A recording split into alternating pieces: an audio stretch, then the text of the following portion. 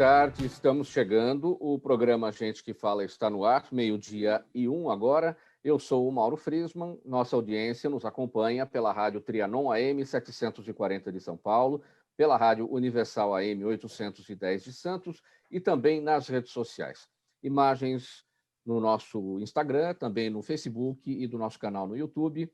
Aquele convite diário, pessoal, para vocês seguirem a gente, curtirem, compartilharem os nossos conteúdos.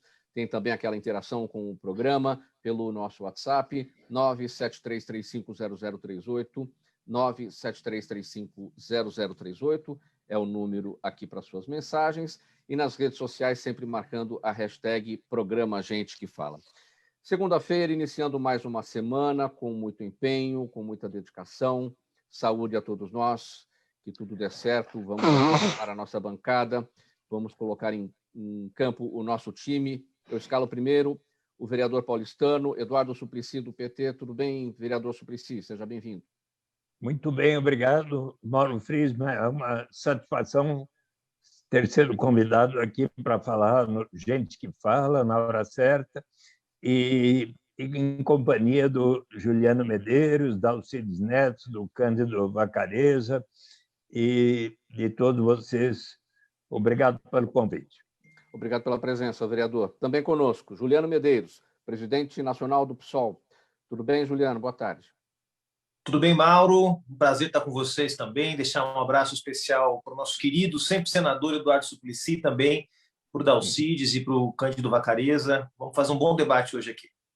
Certamente. Muito obrigado pela presença, Juliano. Também com a gente o empresário Dalcides Neto, o líder do movimento pela moradia Leste 2.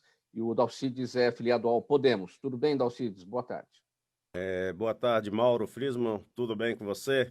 Vai ser um prazer hoje aqui debater com o meu querido Suplicy, vereador da cidade de São Paulo. Foi vereador junto com meu irmão, Valfredo Ferreira, aqui em São Paulo. O Cândido Vacareza, um amigo, foi deputado, tá certo? O Juliano Medeiros, do PSOL, partido muito combativo. Então vai ser um prazer. Muito obrigado pelo convite que fez a gente aqui participar.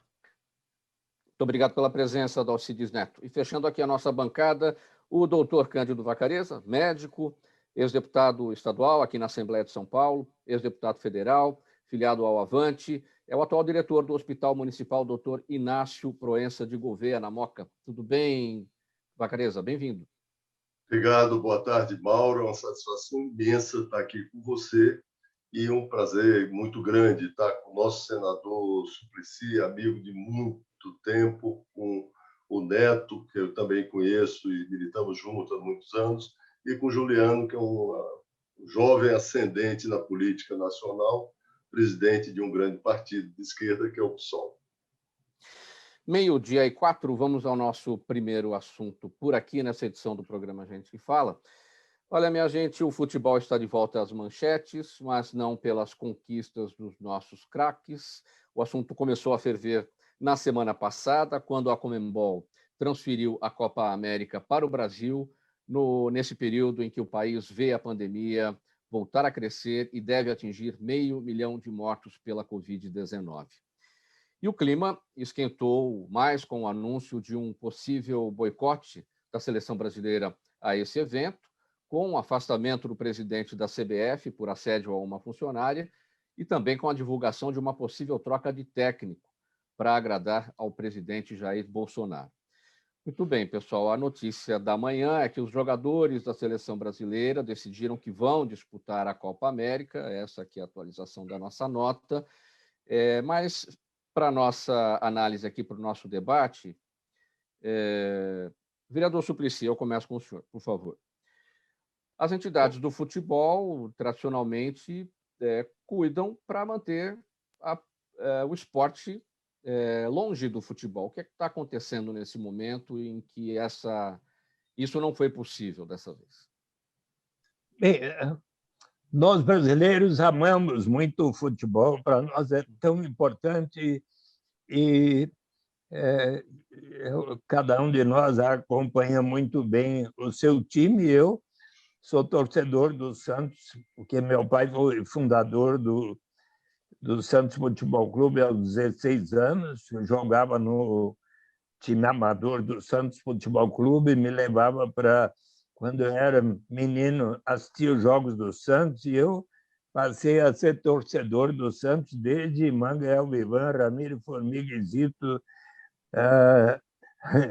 e 109 Antoninho, Nicásio Vasconcelos e Tite, antes da era Pelé, depois me entusiasmei tanto, e até hoje acompanho bem o Santos. Agora, acho que, tendo em vista que outros países, como a Argentina e outros, resolveram não ter a Copa por cuidado com a saúde, a vida, eu acho que houve uma preocupação legítima da parte dos jogadores da seleção brasileira que tivessem um cuidado muito especial com a própria saúde e dos brasileiros, e que acredito que teria sido adequado que o presidente Bolsonaro e a CBF tivessem ouvido os jogadores, mas esta notícia de que a seleção brasileira,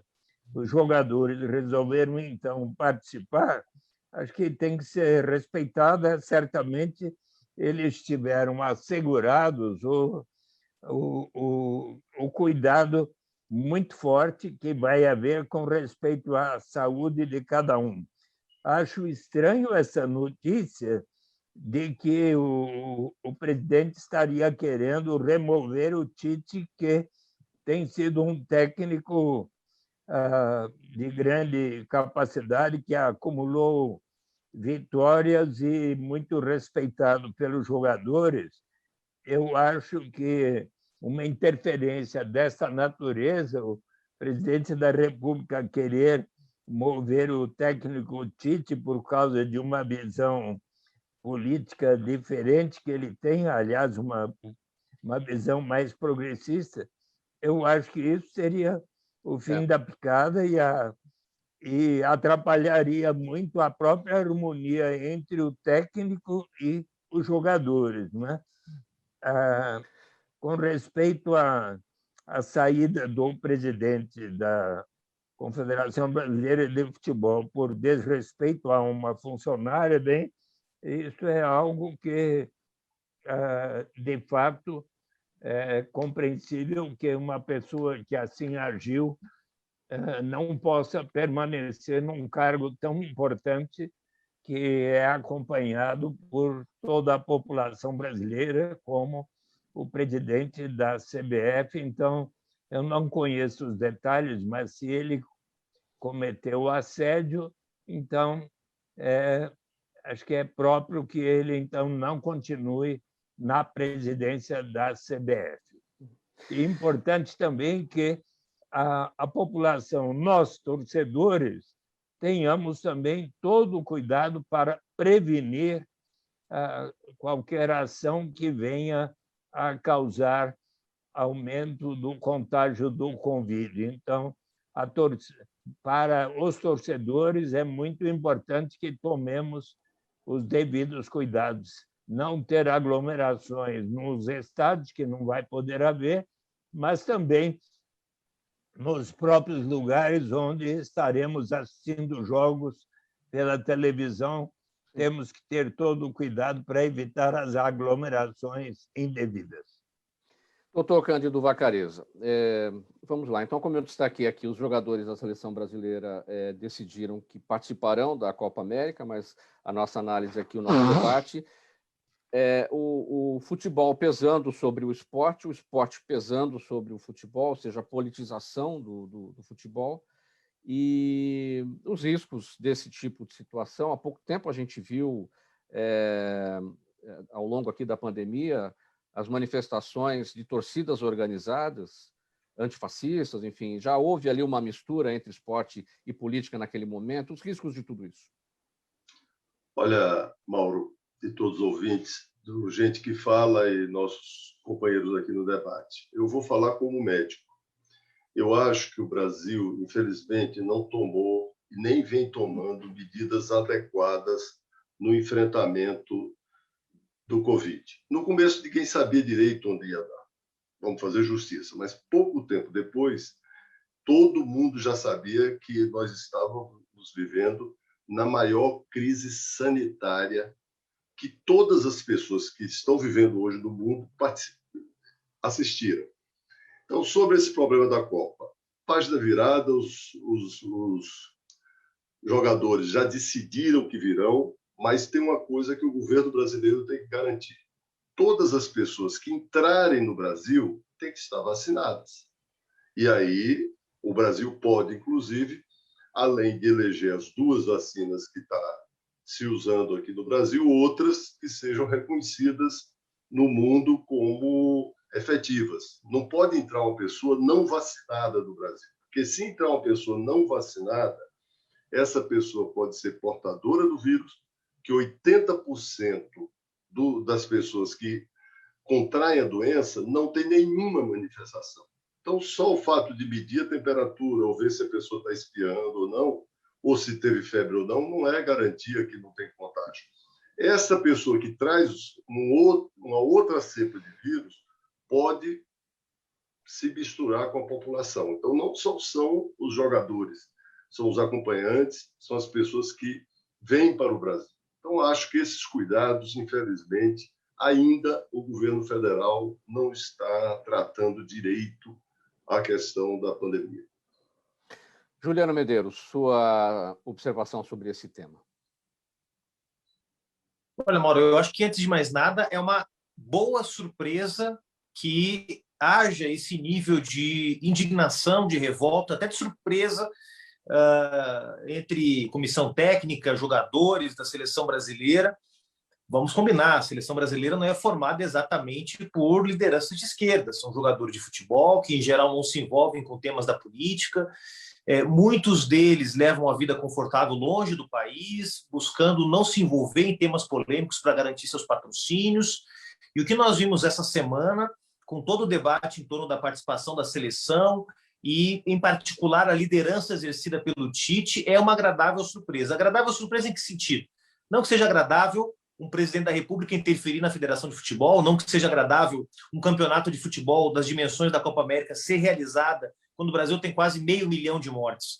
Mas é uma grata surpresa que mesmo aqueles que tentavam manter uma certa distância dos temas que hoje polarizam a sociedade brasileira venham se posicionar. Eu achei muito positivo e, claro, que torço para que o Tite não seja demitido, mas se isso ocorrer, ele vai se tornar, queira ou não, mais uma voz da sensatez, mais uma voz do bom senso, mais uma voz em defesa da vida contra o negacionismo do governo Bolsonaro. Então, vejo como uma importante novidade que um tema tão candente, tão fundamental quanto a luta pela vida no Brasil hoje, também alcance o futebol, não só entre os cronistas esportivos, não só entre aqueles que analisam futebol, os nossos queridos jornalistas que a gente acompanha no dia a dia, mas também chegue aos jogadores de futebol, a comissão técnica, o técnico da seleção brasileira. Seria um fato extraordinário se a seleção não jogasse. Mas só o fato de ter externalizado a sua contrariedade com a realização da Copa América no Brasil, eu já vejo como algo muito positivo que demonstra o nível de isolamento do governo Bolsonaro, que alcança, inclusive, o mundo do futebol, que tem sido, como você mesmo destacou, Mauro, um mundo blindado aos temas da política nos últimos anos. É muito positivo que a política chegue também no futebol. Dalcides Neto, seu olhar, sua observação sobre esse tema, por favor.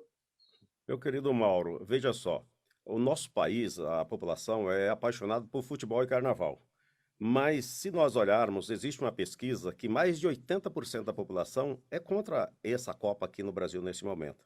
Porque como que o país que não quis lá empurra para cá e o capitão toma uma decisão dessa contra a vontade da maioria da população, né? E causa, porque a gente ia ter, então, uma informação que a seleção brasileira não iria entrar em campo, tá certo? Ia dar uma resposta. Mas, infelizmente, como colocou o Mauro, muitos dependem de seus patrocinadores e de tudo mais. Mas é vergonhoso, porque o capitão deveria ter tomado essas decisões assim como para comprar vacina. Porque o que falta no nosso país é vacina, as pessoas vacinadas para se cuidar. Vamos preocupar com a vida, com a ciência. O futebol é importante, mas nesse momento, a própria população, 80% é contra essa Copa acontecer aqui nesse momento. é lamentável. Eu, sinceramente, não sou muito esportista, não acompanho muito, não tenho muitos detalhes, mas é vergonhoso. Eu acompanho, assim, as manchetes e não dá para aceitar esse momento com tanta gente morrendo. Nós estamos aí hoje com 473 mil pessoas mortas no nosso país e, de repente, tem uma Copa. O nosso capitão deveria preocupar com as nossas fronteiras, não deixar pessoas contaminadas entrar aqui para entrar novas cepas e assim por diante. Meio-dia e 16, edição do programa Gente que Fala, que você acompanha pela Rádio Trianon AM 740 de São Paulo, pela Universal AM 810 de Santos e também pelas redes sociais. Nosso próximo assunto por aqui, o governo de São Paulo elegeu o Hospital Geral de Guaianazes como base para receber pacientes com a variante indiana do coronavírus.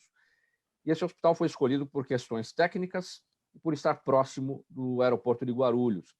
A Prefeitura de São Paulo disse que também está preparando o Hospital Dr. Inácio Proença de Gouveia, que fica na Moca, para receber infectados com a nova cepa. Mas só deve receber esses pacientes caso o Hospital de Guaianazes não dê conta da demanda por lá. Outra preocupação dos hospitais é com o crescente número de casos da doença, que já tem deixado as UTIs próximas do limite. Cândido Vacareza, como é que está o preparo do Hospital Inácio Proença de Gouveia, do qual você é diretor?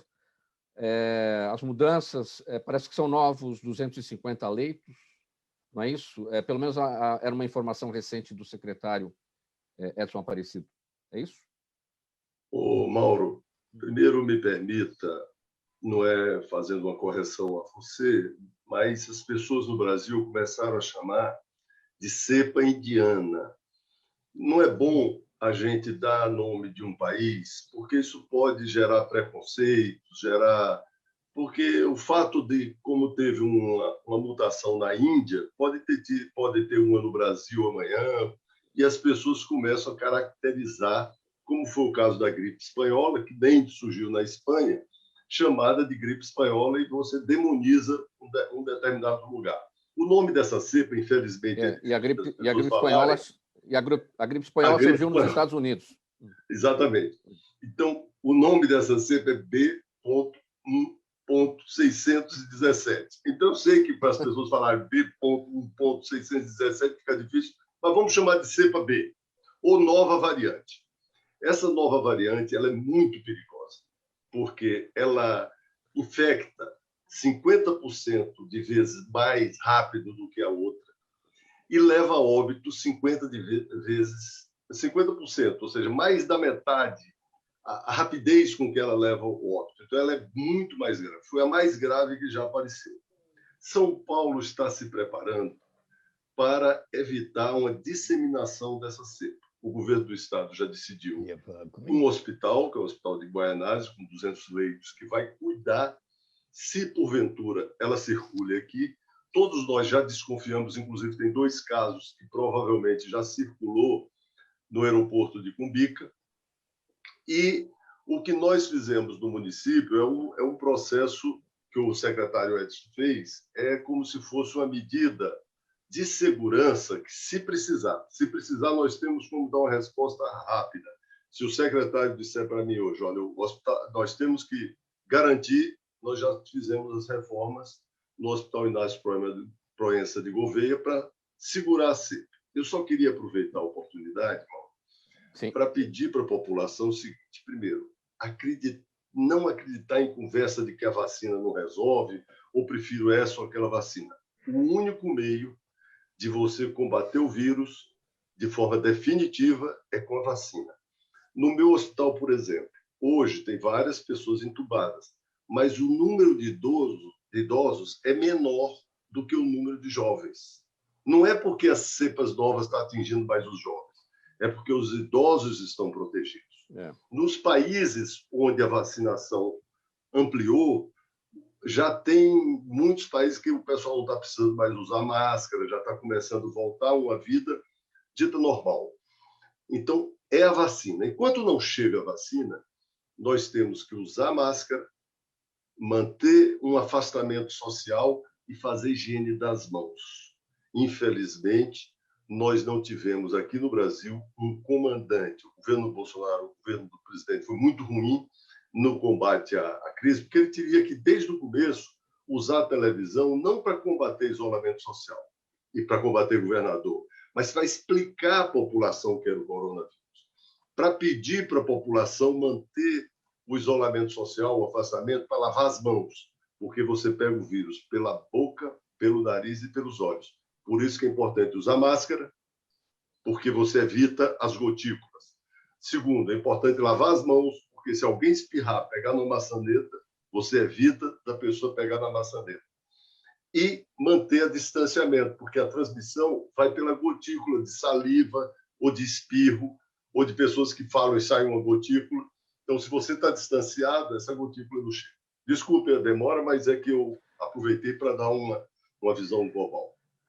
O surgimento das cepas, doutor Cândido Vacarezza, tem a ver com a demora do ritmo da vacinação, não é?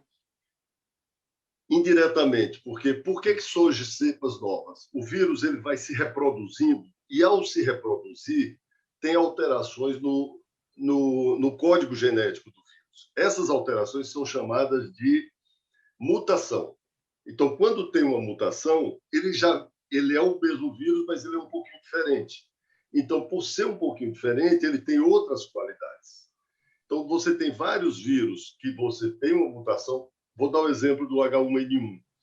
Como ele gira muito rápido, ele reproduz muito rápido, e a vacina não pega ele globalmente, todo ano, quem se vacinou para H1N1 tem que se vacinar novamente. Se a gente tivesse vacina no tempo certo, esse vírus seria contido, ele não iria reproduzir e não iríamos ter outras cepas. Então, você tem razão, mas é uma situação indireta. Quanto mais o vírus se reproduz, quanto mais tempo fica mais gente infectada, mais cepas vão aparecer. Saindo um pouco do campo da vacina, Cândido Vacarezza, há uma expectativa muito grande, o mundo inteiro está estudando não só vacinas, claro, para prevenção, mas também medicamentos que possam atuar de forma mais eficaz, que eles sejam mais eficazes, evitando mortes, evidentemente, e trazendo aí essa tranquilidade para aqueles que vierem a contrair o vírus. Quais são as expectativas em relação fala-se em soros, enfim, qual que é a expectativa ainda para esse ano, para que tudo isso esteja presente, esteja entre nós aqui? Eu acho muito difícil encontrar um medicamento que cure o vírus, mesmo porque o mundo já usou vários. Esse foi outro erro aqui no Brasil. Fizeram um debate ideológico em relação à cloroquina. A cloroquina é um excelente medicamento, não para curar vírus. Ele é um excelente medicamento para lúpus eritematoso, por exemplo. No começo, nós usamos a cloroquina porque tinha um estudo que o in vitro cloroquina podia matar. Depois, todo mundo científico, nem só científico, todos os médicos do mundo inteiro, e eu que dirijo um hospital desde o começo da pandemia, nós vimos que não tinha nenhuma função. Então, não tem por que você usar. Então, a cloroquina ela não é nem de esquerda nem de direita. É uma burrice, desculpe o termo forte, alguém ocupar a televisão para dizer para que cloroquina porque eu tenho vacina, ou então vamos usar a cloroquina. Além de ser um exercício legal da medicina, que uma pessoa que não é médica não pode estar receitando remédio, principalmente numa gravidade dessa, é uma irresponsabilidade com a população você defender um remédio que vai substituir a vacina ou que vai curar, sabendo de antemão que não cura. Hoje não existe nenhuma medicação que você diga que mata o vírus. Inativa, né? O vírus não morre, o vírus é um outro tipo de molécula, vou chamar assim, não é bem molécula, mas o vírus é um bicho que você não vai matar, inativar. Você não inativa o vírus, nem destrói o vírus com nenhuma medicação que a gente conheça até hoje. Tem estudos no mundo, eu torço para que se ache, mas o que a ciência já encontrou são as vacinas. E a minha impressão é que até o fim do ano, pela pressão da CPI, pela pressão dos deputados, pela pressão dos governadores e pela pressão da sociedade brasileira, nós teremos vacina já para uma boa parte da população. Então, eu tenho uma expectativa positiva sobre isso. Sim, sim. 12h25, vamos seguindo aqui com o próximo assunto para análise e debate nesta edição do programa Gente que Fala. Vereador Suplicy, os impactos negativos da pandemia sobre as famílias mais pobres e o efeito do auxílio emergencial na redução da pobreza deixaram claro que o Brasil precisa avançar nos programas de seguridade social, incluindo a transferência de renda para os mais vulneráveis.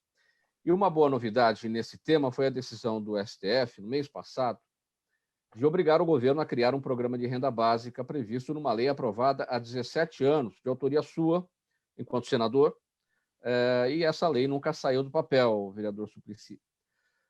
Bom, a gente precisa, de fato, dessa distribuição de renda, mas a gente também tem vamos combinar aqui, o problema de onde tirar o dinheiro. Tem teto de gastos para ser cumprido, e então tem aquele ponto de equilíbrio para se alcançar. Como é que a gente, então, encontra esse termo aí da distribuição da renda, ajudar os brasileiros que estão na informalidade, sem renda nesse momento, e de onde trazer esse dinheiro para tudo isso?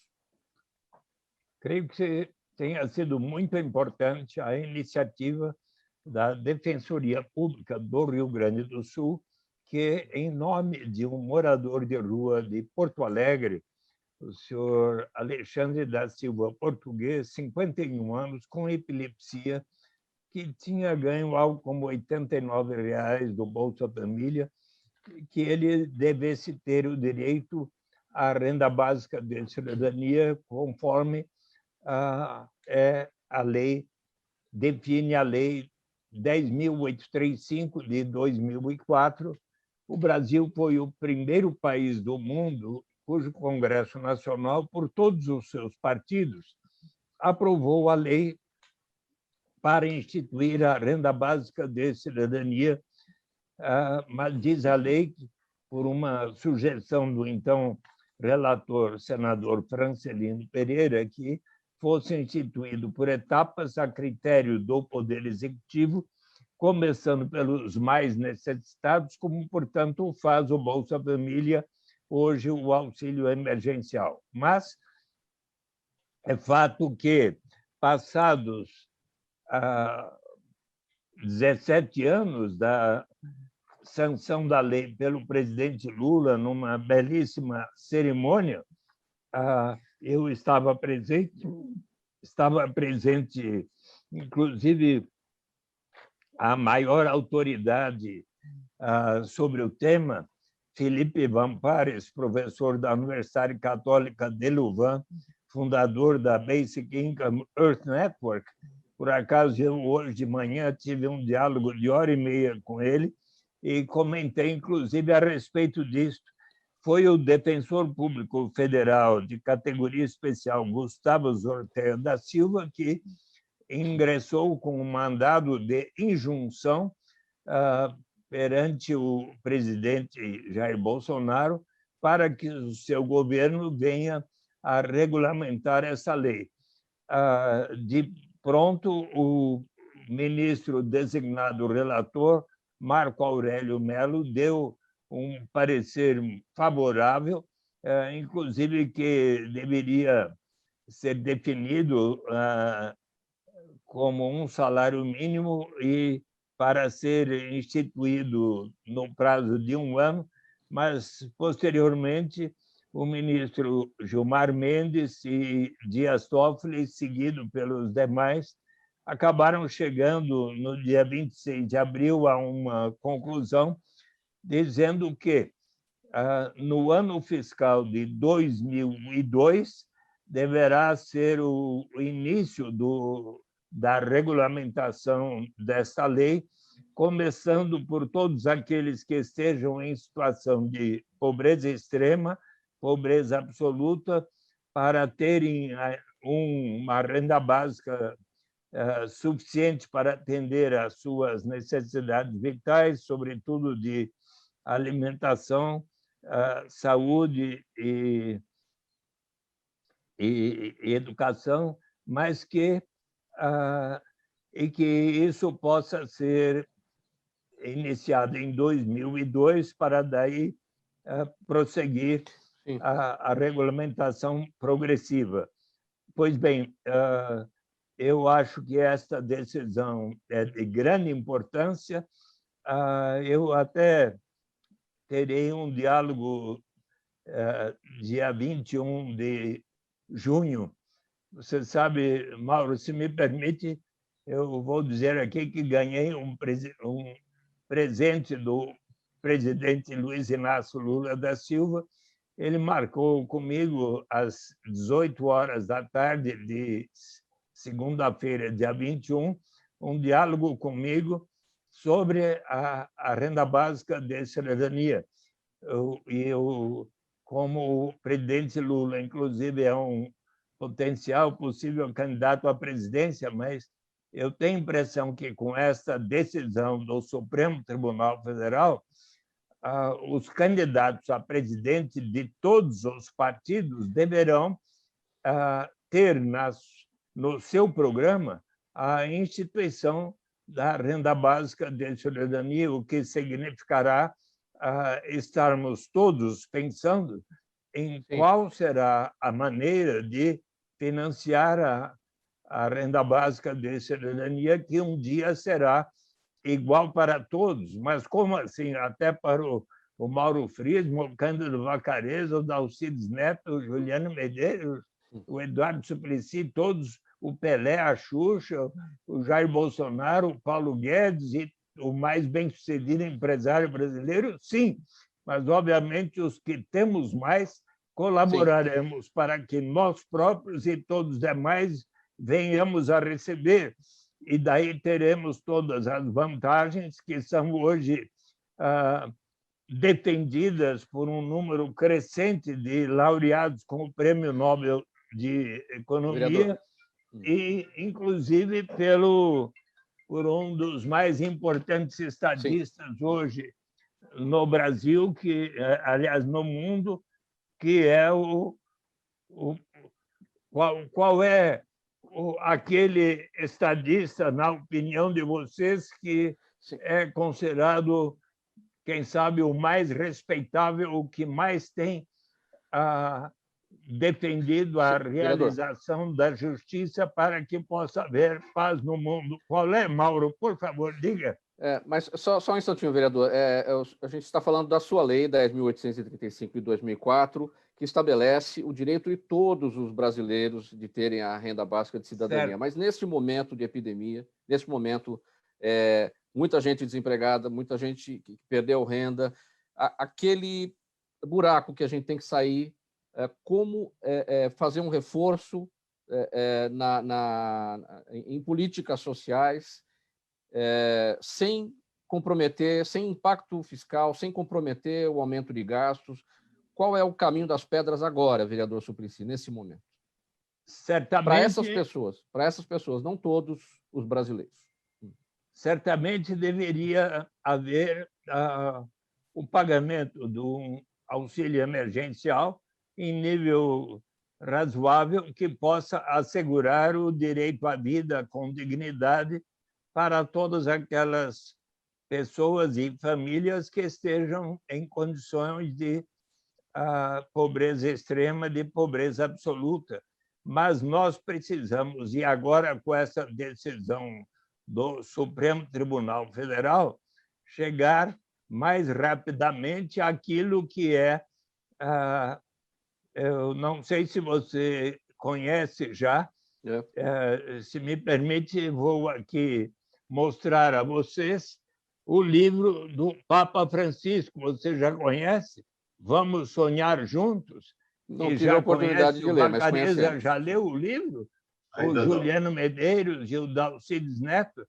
Posso ler o que ele diz na página 143? Brevemente, vereador Suplicy.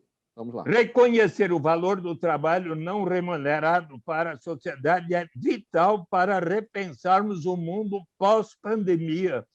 Por isso, acredito que seja a hora de explorar conceitos como de renda básica universal, também conhecido como imposto de renda negativo, um pagamento fixo incondicional a todos os cidadãos que poderia ser distribuído através do sistema tributário.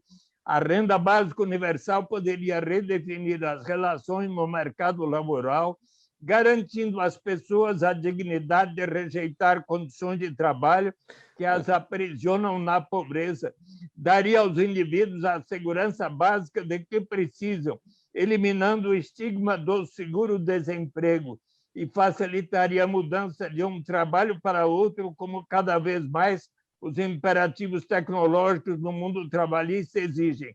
Políticas como essa também podem ajudar as pessoas a combinar tempo dedicado a trabalho remunerado com tempo para a comunidade. Vejam com que humanidade e sabedoria o Papa Francisco agora também se alia a todos os defensores da renda básica universal.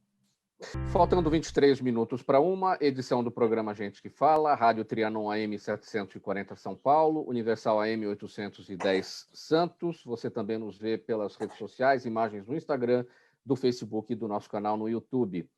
O desabamento de um prédio na semana passada em Rio das Pedras escancarou o avanço das milícias na área de moradias no Rio de Janeiro. E aqui em São Paulo, nos últimos anos, acompanhamos muitas notícias sobre invasões comandadas pelo PCC a prédios recém-construídos para moradias populares. Para alguns especialistas, a questão não é apenas um problema de segurança pública, mas também de abandono ou lentidão do Estado no que se refere à habitação. Dalcides Neto, a gente tem trabalhos da Polícia Civil, trabalhos de inteligência sobre esse assunto, a gente tem também diversos dossiês. O próprio ex-vereador Natalini, ex-vereador paulistano, já apresentou também trabalhos a respeito da atuação do crime organizado nessa área da moradia. Enfim, para onde a gente caminha, quais são os desafios para tratar esse setor? Ô Mauro, o que acontece? Essas ações é falta da presença do Estado. Você pegar, nós tínhamos um programa chamado Minha Casa Minha Vida, chamado Faixa 1, que ele se tratava tanto dos municípios quanto do Estado, que é o FAR e o FDS com os movimentos. O capitão acabou com esse programa. Era o programa mais inclusivo, que as pessoas não precisavam ter renda, que as pessoas teriam direito de uma moradia, pagava... Começou com 5% da renda em 10 anos, agora terminando com 10% da renda. Inclusive esse projeto, os movimentos populares organizados no Brasil, nós coletamos 1 milhão de assinaturas no Brasil inteiro para aprovar esse projeto. Nós entregamos esse projeto no Congresso Nacional, o Collor era presidente, o Ibs Pinheiro era presidente do Congresso no dia 19 de novembro de 91, ficou 14 anos, quem aprovou foi o presidente Lula, e destinou para atender as famílias de baixa renda. Pois bem, o capitão entrou, não fez nada, mas não fez, e agora, recentemente, acabou com o programa, criou Casa Verde Amarela, que é um programa que é o mercado, quem tem dinheiro para comprar. Então, assim, se você não tiver investimento público, não tiver políticas públicas, que eu diria, nós estamos agora num problema crucial, com a questão da saúde, que a saúde é um desmonte no Brasil inteiro. Nós estamos em São Paulo, nós falamos que São Paulo é o coração do Brasil. Você imagina o dedão do pé lá no Iapoque, no Chuí, onde o pessoal não tem estrutura. Então, é uma questão que precisa de investimento. Eu, assim, muito paralelo junto com a questão da proposta do Suplicy, eu defendo, por exemplo, uma pessoa ganha R$1.000, Mauro, ela paga R$340 por mês de imposto. Só que no Brasil nós temos uma sonegação de 500 bilhões por ano de imposto. Tem um livro, inclusive, de uma pessoa do partido do nosso querido Juliano, que foi vereador em São Paulo, Odilon Guedes, que chama Orçamento Público e Cidadania. Eu defendo muito aquilo, que no dia que nós conscientizar a nossa população para que ela peça nota fiscal, porque quem monta um comércio, ela tem que pagar imposto. Eu ouço muitos empresários, nós pagamos imposto. Mentira, quem paga imposto é quem compra o produto. Eu vejo muitos empresários mostrar um celular, compra, eu pago. Não, ele só tem que recolher, ele está querendo deixar de recolher. Você imagina 500 bilhões em investimento no nosso país, em políticas públicas, seja saúde, educação, transporte, moradia, que é uma política pública. Só que hoje nós não temos essa política pública de moradia na nossa cidade, nem no nosso estado, nem no Brasil. Acabou. Gera renda. A moradia, eu defendo a moradia enquanto a cadeia produtiva. Ela gera um emprego direto e 9 indireto. Então, se nós conscientizar, o que falta é isso, os governantes incentivar as pessoas a comprar e pedir nota fiscal de tudo que compra. Por exemplo, gasolina, você põe R$100 de gasolina no seu carro, 51 vai para o governo. Só que a maioria sonega. A pessoa paga aquilo que ele compra gasolina a R$2 lá no distribuidor, depois todo mundo compra, ninguém pede nota fiscal. Quem pede é a população, porque pedem políticas públicas. Eu sou um defensor de políticas públicas, né? E começando, eu aqui sou da Leste. A Leste é um país, tem 4 milhões de pessoas aqui na Leste. Nós tínhamos um querido padre Ticão aqui, que ele faleceu agora dia 1º de janeiro. Foi uma perca muito grande para a nossa região aqui da Leste de São Paulo. Ele era um cara que conseguia reunir, lutar por políticas públicas. Nós estamos órfãos aqui. Agora, recentemente, faleceu o prefeito de São Paulo. Então, assim, eu quero discutir muito essa questão da política pública, tá certo? As políticas públicas. E o recurso está onde? Está no orçamento. Porque você vê, Mauro, você vai nos municípios, no estado, talvez uma coisa que o parlamentar faz melhor é votar o orçamento e fiscalizar ele. Só que hoje, infelizmente, não acontece isso. Você pegou hoje, o governo federal fez um desmonte em todos. Olha, você fala para fazer isso, mas de onde vai sair os recursos? E hoje, o estado de São Paulo, aliás, o município de São Paulo, que tem um orçamento de 74 bilhões, você imagina o que tem de sonegação. O estado tem 240 bilhões de orçamento. Segundo a mão de obra nossa produtiva, 83% da mão de obra produtiva, 83% ganha de 1 a 3 salários. É esse pessoal que banca, eles pagam mais de 1 trilhão de imposto no Brasil. É eles que pagam a conta, não é isso? Nos finalmente. E, na realidade, eles não têm esse retorno, porque o pessoal mora na periferia, não tem nenhum OBS para atender o pessoal, o transporte é péssimo, a começar com a nossa cidade, tá certo? A rede de educação também é péssimo. Então, o que nós precisamos é apontar nesse sentido, em todos os municípios, estado e na União, no sentido de discutir o orçamento do município, do estado e da União. Eu vejo dessa forma. Tá certo? A política da nota fiscal paulista não tem sido o suficiente para que as pessoas peçam notas fiscais. Afinal, o Estado de São Paulo investe 1% do ICMS em habitação. Foi um erro, mas acontece o seguinte, São Paulo, a capital, é responsável por 35% da alíquota do Estado. O Estado arrecada 2 bilhões com toda a sonegação para habitação no Estado de São Paulo, que daria para fazer bastante habitação. Só que antes, no governo do Lula, da Dilma, tinha uma política de habitação federal e tanto os municípios como o Estado ajudavam. Com essa questão do governo federal acabar de desmontar, hoje não tem política de habitação nem no Estado e nem no município. Nós temos aqui o governo do estado, acabou agora de acabar, vai acabar com a CDHU, não estão construindo nada. Então precisa se você ter uma política de habitação através do orçamento. Mas, Mauro, foi um erro quando o Serra criou essa nota paulista, porque muita gente, esse dia eu conversei com uma pessoa no movimento, Neto, eu comprei, eu incentivo para pedir nota fiscal, eu comprei um vestido e pedi a nota fiscal, sabe o que a proprietária falou? Não, você vai pagar imposto de renda, que é uma grande mentira. Então, muita gente não pede a nota fiscal paulista porque acha que vai pagar imposto de renda, que é uma grande mentira, porque não é a Secretaria da Fazenda, não é a Receita Federal. Então, eu sempre falo, peça nota fiscal. Se não quiser botar o CPF, se não quiser retorno, né, eu recebo todo ano R$1.000 e poucos, porque eu peço e coloco meu CPF. Mas o importante é que incentivar as pessoas a pedir nota fiscal, porque isso vai aumentar o dinheiro para políticas públicas, porque nenhum governante faz política pública com dinheiro do seu bolso, ele faz com dinheiro dos impostos. A política pública se faz com dinheiro dos impostos. E a gente tem uma deficiência muito grande, porque você vai falar com qualquer um, não tem dinheiro, o cobertor está curto. E você tem, finalmente, 500 bilhões de sonegação no Brasil inteiro. Você imagina esse dinheiro sendo investido em políticas públicas do nosso país, e o nosso estado seria muito mais, né? Porque o estado de São Paulo, que é o carro-chefe, onde mais se arrecada, você imagina o quanto tem de perca em arrecadação por causa da sonegação no nosso estado. Agora, e no nosso município. Cândido Vacareza, independentemente de nota fiscal paulista, as pessoas deveriam pedir nota fiscal sempre, em qualquer situação.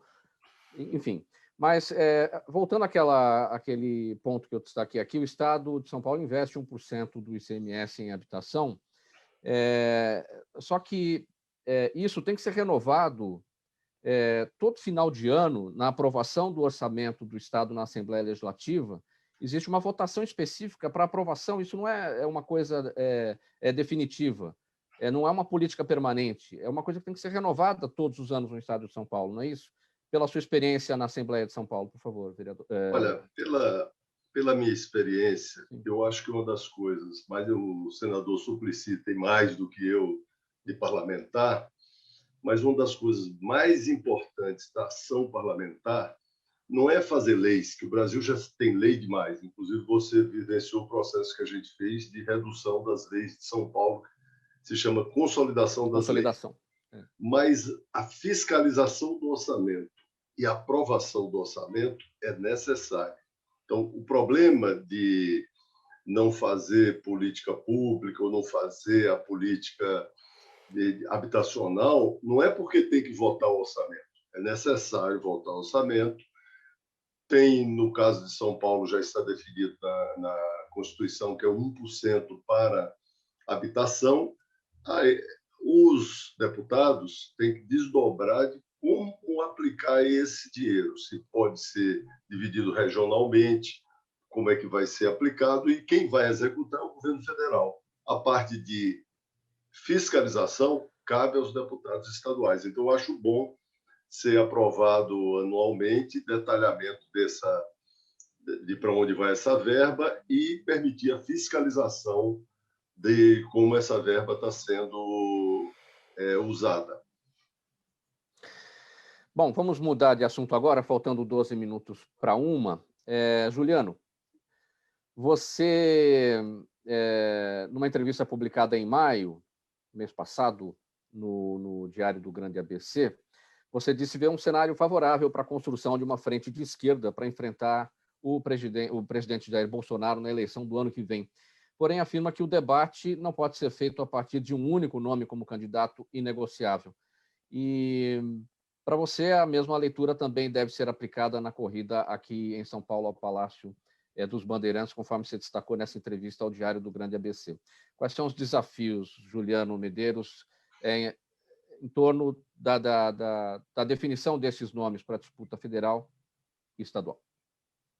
Olha, Mauro, nós vamos ter, no ano que vem, uma disputa muito acirrada. É claro que para chegar no ano que vem, nós temos que passar por 2021, garantir vacina para todo mundo, a volta do auxílio emergencial, construir as condições para que o Brasil, a partir da derrota do projeto da extrema-direita, possa ser reconstruído.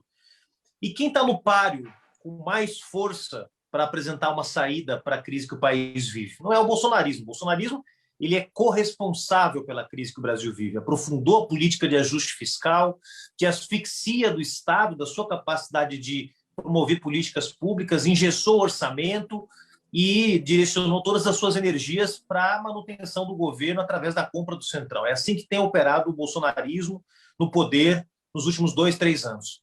Nós temos, para além do bolsonarismo, a oposição de esquerda e uma muito tímida oposição de direita mais tradicional, aí que envolve quadros do PSDB, quadros do MDB e de outros partidos que não sabem bem se são oposição ou não são oposição ao governo Bolsonaro. Para vocês terem uma ideia, até janeiro desse ano, o PSDB havia votado 88% das matérias no Congresso Nacional com o governo Bolsonaro, não contra o governo Bolsonaro. Nós, do PSOL, estamos no outro extremo, apenas 10% de matérias votadas com o governo, em geral, aquelas matérias que são indicação de embaixador, nomeações que são consensuais, né? Então, nós acreditamos, Mauro, Vacareza, Dalcides e Suplicy, que é necessário construir as condições para um diálogo destes partidos que se posicionam francamente como oposição ao governo Bolsonaro. Estou me referindo aqui ao PT, ao PCdoB, ao PSOL, ao PSB, ao PDT do Ciro Gomes, à Rede de Sustentabilidade, indo até o Cidadania, ao PV, enfim, os partidos que hoje se posicionam abertamente como oposição ao governo Bolsonaro. Agora, se a gente começar esse diálogo discutindo se é Lula ou não é Lula, se é Ciro ou não é Ciro, ou no caso de São Paulo, se é Guilherme Boulos, se é Haddad, se é Márcio França, nós não vamos conseguir chegar a um bom termo, porque nós vamos começar o debate pelo final, que é discutindo qual é o nome que tem melhores condições de manter essa frente unida e de expressar suas posições políticas. Nós defendemos o contrário, que a gente comece discutindo o conteúdo dessa frente, ou seja, discutindo quais são as propostas para, por exemplo, estava aqui prestando muita atenção no debate que estava em curso pelo Dalcides, Vacareza e Suplicy. Como é que a gente viabiliza a renda cidadã? Portanto, como é que muda a política econômica e tira o Brasil dessas amarras criminosas que foram construídas, como teto de gastos, metas fiscais, superávit primário, todo esse arcabouço de gestão macroeconômica que foi herdada pelo neoliberalismo. O Dalcides falava da política de promoção da habitação popular. Como é que vai ter recurso para isso se a gente não puder enfrentar o debate sobre política econômica e sobre financiamento do Estado brasileiro?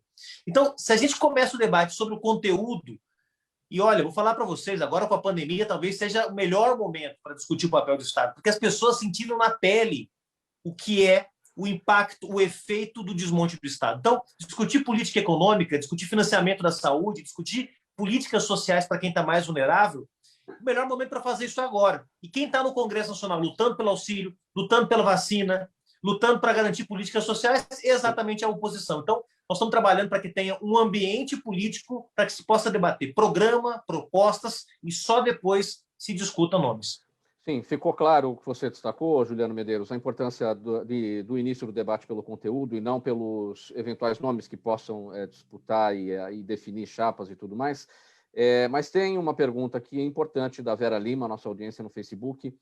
Ela pergunta o seguinte: por que as candidaturas de Marcelo Freixo têm ficado limitadas ao Rio de Janeiro? Ele não é um dos nomes mais fortes do PSOL em todo o país? Ela pergunta. Entendemos aqui a necessidade do debate pelo conteúdo, mas já que ela tocou no nome do Marcelo Freixo.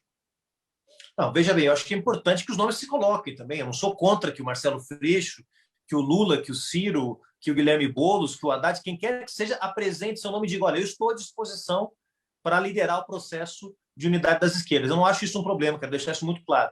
Mas não acho que a gente deva começar o debate por aí. No caso do Marcelo, o Marcelo tem uma relação umbilical com a luta pela democracia no Rio de Janeiro, né? Vocês conhecem a história dele, teve um irmão assassinado, foi um dos grandes nomes da luta pela mudança do modelo de segurança pública no Rio de Janeiro, enfrentou as milícias e, graças a isso, vive uma vida com uma série de limitações, com escolta 24 horas por dia, carro blindado, que tem dezenas de ameaças de morte por ter enfrentado o crime organizado no Rio. Então, o Marcelo tem um sentimento de compromisso com o Rio de Janeiro, né? E por isso colocou seu nome à disposição. Eu sei que não tem nenhuma decisão tomada ainda, se ele vai mesmo ser candidato a governador, ele pode ainda disputar uma vaga ao Senado, pode ser candidato à reeleição para a Câmara dos Deputados, mas colocou seu nome à disposição, exatamente no momento em que as esquerdas no Rio de Janeiro estavam com esse vazio de nomes, né? Então, foi importante ele ter colocado um nome, e o projeto dele hoje está muito circunscrito ao Rio de Janeiro. A gente vai respeitar isso, é claro, em última instância a decisão é dele, mas não há dúvida, o Marcelo Freixo, o Guilherme Boulos e outros nomes do PSOL poderiam muito bem estar à disposição também do debate nacional, seja para uma candidatura presidencial, uma candidatura de vice, ou mesmo para ajudar no processo de costura da unidade das esquerdas. Nossa orientação nesse momento é lutar por essa unidade, trabalhar por essa unidade, respeitando todos os atores, respeitando os nomes que estão na roda, respeitando os partidos, as trajetórias. Todos os partidos na esquerda têm sua trajetória, têm suas propostas, têm sua identidade política, e isso tem que ser respeitado no processo de diálogo. É assim que o pessoal quer travar esse processo de discussão a partir de agora. Dalcides Neto, bem brevemente aqui, pergunta da Daniela Neves, ela está com a gente no Instagram, sua avaliação sobre o projeto Singapura, que foi desenvolvido pela Prefeitura de São Paulo, já tem algumas décadas, né? Então, esse programa, na realidade, nós, assim, os movimentos chamava de cortina das favelas, porque foi feito só onde passava as rodovias, para ter visibilidade, e que não resolveu o problema. Nós temos grandes problemas quando, por exemplo, a prefeita Luísa Erondina, que está no PSOL hoje, foi prefeita, fez 10 mil moradias em mutirão, você constrói uma habitação com melhor qualidade, com um custo muito menor aqui. Infelizmente, a sociedade civil organizada, que está propondo ajudar o Estado, nessa parte a gente não tem apoio, dá certo? Tem dificuldade muito grande. Então, eu eu desaprovo o Singapura, porque foi um projeto mais para uma cortina na favela do que um projeto que resolveu o problema de habitação em São Paulo. Cândido Vacareza, pergunta do seu Jaime, do Jardim Bonfilholi, todos os dias com a gente. Obrigado, seu Jaime, mais uma vez. Ele quer saber se há alguma estimativa do número das pessoas que receberam as 2 doses da vacina contra a Covid-19 e que, mesmo assim, foram infectadas. Olha, não só pessoas que receberam as 2 doses da vacina foram infectadas, como pessoas que tiveram Covid e tiveram pela segunda vez. Isso são casos raros, de pouca quantidade, e o vírus ainda é muito desconhecido. Tem muita gente que aproveita disso para fazer campanha contra a vacina. O vírus é muito desconhecido. Nós só vamos saber os resultados reais desse vírus daqui a 5, 10 anos, como todos os vírus que foram enfrentados. O que a gente pode garantir agora é que a vacina é positiva e, com a vacinação, tem uma queda no número de pessoas que morrem e uma queda significativa no número de pessoas que contraem a doença. Nós estamos vendo isso com os idosos no Brasil. Muitos, inclusive, porque foram vários, foram milhões, já, milhares, talvez mais de 1 milhão já vacinados. Esses idosos, alguns contraíram, mas um número pequeno. A maioria não houve óbito, e isso nós podemos mostrar os números mais precisos, se você quiser, Mauro. Eu posso te mandar depois por WhatsApp, você pode divulgar. Posso fazer uma tabela para esses números para ficar mais claro. Combinado, assim, Zacarias, combinado. E aí fica bem respondida aqui a pergunta para o seu Jaime do Jardim Bom Filhole. A gente assume esse compromisso, então. A pergunta aqui agora para o vereador Suplicy. Michele Antunes quer saber, ela está com a gente no YouTube, vereador. O senhor será candidato a senador ou a deputado no ano que vem? Pergunta a Michele. Eu, em primeiro lugar, quero apoiar a proposição do Juliano Medeiros, com quem estou de pleno acordo. Eu acho que é importantíssimo que nossos partidos progressistas venham a se unir, primeiramente, na formulação de um programa de proposições, de ideias e tudo. Eu quero dar as boas-vindas ao fato de ele ter mencionado que, dentre as propostas que todos os nossos partidos progressistas estejam considerando, esteja a renda básica de cidadania. Então, como é o nome dela que perguntou? A pergunta para o senhor vem da... Deixa eu abrir aqui novamente. Michele Antunes, está com a gente no YouTube.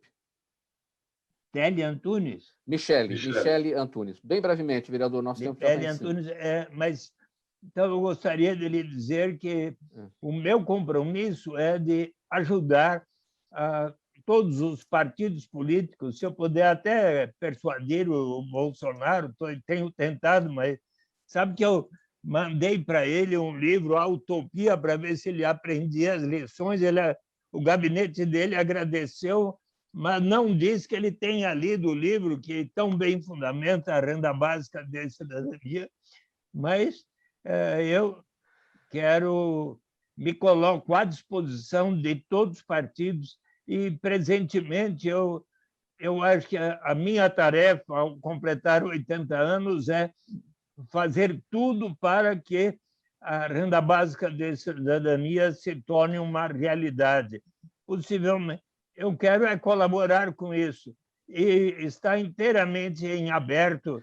Não há necessidade de que eu seja efetivamente candidato agora. Agora, estou combinando com Deus para que eu possa ter a saúde adequada. Eu tomei a segunda vacina quinta-feira, última, e para que eu possa viver o suficiente para que possa testemunhar o Brasil e possivelmente outros países a terem instituído para valer a renda básica de cidadania.